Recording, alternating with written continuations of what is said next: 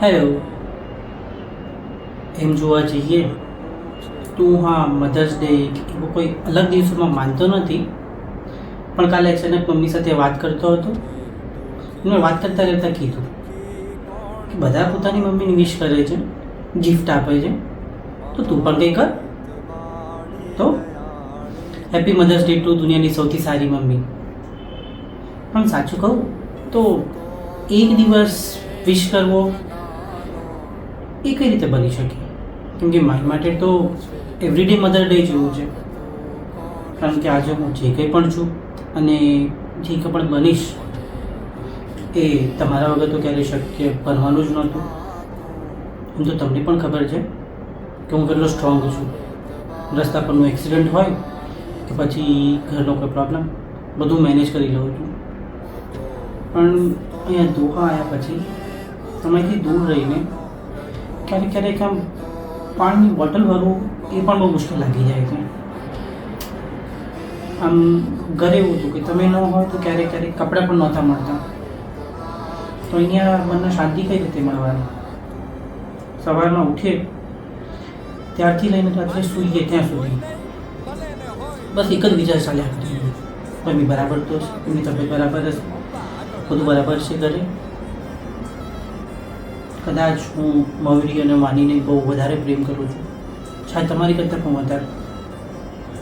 પણ દુનિયામાં ચિંતાઓ ખબર નહીં સૌથી વધુ તમારી જ કરું છું. એટલે ગમે ત્યારે કંઈ પણ થાય સૌથી પહેલાં તમારો જ વિચાર આવી જાય છે. પણ તમે મને ક્યારેય કંઈ કહેતા નથી. પણ મને ખબર જ છે કે તમે જ્યારથી સવારની ચા પીવો ત્યારથી લઈને રાતના જમવા સુધી દરેક સમય સૌથી પહેલાં મને જ યાદ કરો છો. અને બસ એવું જ વિચારતા હોઉં છું કે બસ જલ્દી આવી જાય મારો છોકરો, જલ્દી આવી જાય મારો છોકરો. સાચું કહું તો આ બધા ચક્કરમાં હું પણ બહુ થાકી ગયો છું.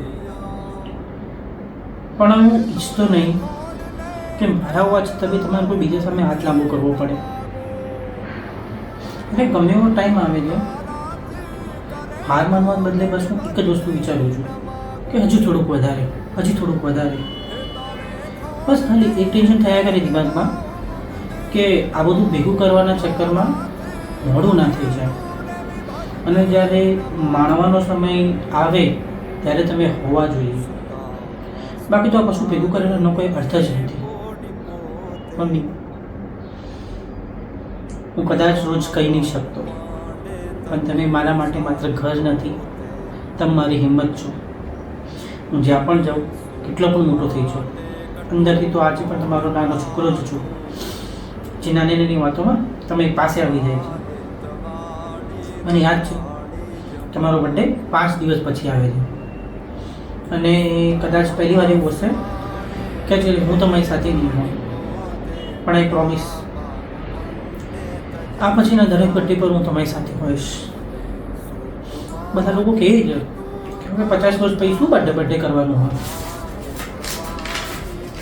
પણ એ લોકોને મારે કઈ રીતે સમજાવવા કે મારા મમ્મીએ જીવનના મોટાભાગના બર્થડે તો બસ રેગ્યુલર દિવસની જેવી રીતે જ કાઢી નાખ્યા છે.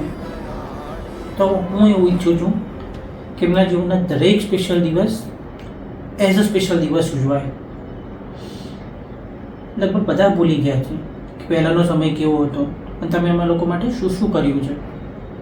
પણ હું કઈ રીતે ભૂલી જાઉં એ દિવાળીઓ, જ્યારે તમે તમારી મનપસંદ સાડી છોડીને એમાં લોકો માટે કપડાં લીધેલા છે, એ દિવસો જ્યારે દિવસ રાત ભૂલીને તમે અમને ભણાવવા માટે મહેનત કરી છે, અને એ સમય સૌથી ખરાબ પરિસ્થિતિમાં પણ તમે અમને સૌથી સારા સંસ્કાર આપ્યા છે. ઘણા લોકો કહે છે કે એમાં ખાસ શું છે, બધા મા બાપ કરતા જ હોય છે, એમાં કંઈ નવું નહીં કર્યું એમને. તો મારા માટે તો બધા જ મમ્મી પપ્પા સ્પેશિયલ છે. પોતાના બાળકો માટે કંઈ ના હોવા છતાં પણ બધું કરી બતાવે છે. અને કોઈ કંઈ પણ કહે, કેવી પણ સિચ્યુએશન આવી જાય, મારા માટે તો બસ મારી માં ખુશ એટલે મારે આખી દુનિયા ખુશ. બધાને બહુ એવું લાગે છે કે હું બહુ માવડ્યો છું. સાચું કહું તો હું છું. અને મને કંઈ વાંધો નથી, મને તો પ્રાઉડ થાય છે કે ભાઈ હું માવડ્યો છું. કેમ કે મારી માનું બસ ચાલે તો મારી આંખના દરેક આંસુ એ પોતાની આંખમાંથી બેવડાવી લે.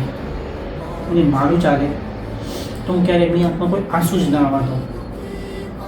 અને કદાચ એટલે જ મને દરેક માણસની નફરત થઈ જાય છે, જેના કારણે મારી મમ્મીની આંખમાં આંસુ આવે છે. હજી માર્ચ મહિનાની જ વાત છે. હિન્દુઓમાં વોર ચાલી રહી હતી, હું ફસાઈ ગયો હતો. ઘરે આવવાની બહુ ઈચ્છા હતી, પણ એરપોર્ટ જ બંધ હતું તો આવી જ નહોતું શકાયું.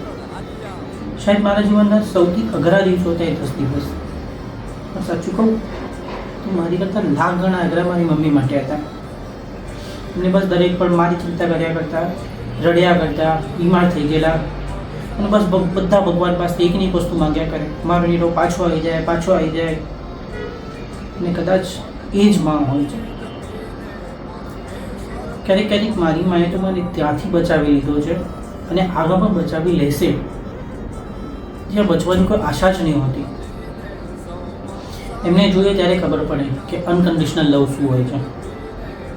બધા છે લોકોના રોલ મોડલ, મોદીજી, રતન ટાટા, અબ્દુલ કલામ, પણ મારા માટે તો મારી માં જ હીરો છે, અને હંમેશા એ જ રહેશે. એમ જો તમારાની મારા વિશે હું કહેવા બેસું તો દિવસો પણ ઓછા પડી જાય. કારણ કે દુનિયાનો સૌથી નિસ્વાર્થ બંધ આપણો છે, અને આખી જિંદગીમાં બસ એટલું જ કરવું છે કે તમે હસતા રહો. કારણ કે મારા માટે ઘર એટલે તમે. Happy mothers day mummy.